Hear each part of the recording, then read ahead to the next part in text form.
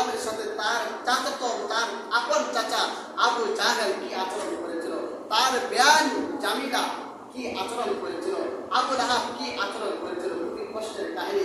রাসূল সাল্লাল্লাহু আলাইহি ওয়াসাল্লামের পুরোটা জীবনে ছিল কষ্ট আর কষ্ট।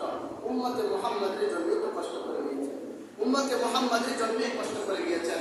মৃত্যুর আগে তিনি শুধু বলে উম্মতি উম্মতি উম্মতি উম্মতি, আমি তো দুনিয়া থেকে চলে যাব, আমার উম্মত কি করবে, উম্মত নিয়ে চিন্তা।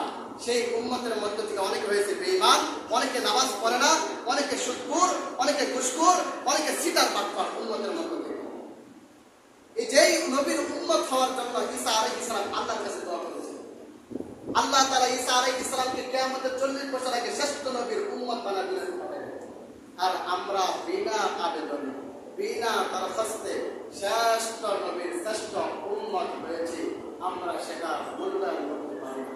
আরে চক্ষু আছে বিধায় চক্ষুর মূল্যায়ন জানি না, যার ইচ্ছা তা দেখে, যার চক্ষু নাই তাকে জিজ্ঞেস করা, আরে ভাই তোমার তো চক্ষু নাই, তোমার কেমন লাগে, দুনিয়াটা কেমন লাগে? সে বলবে দুনিয়াটা পুরোটা অন্ধকার।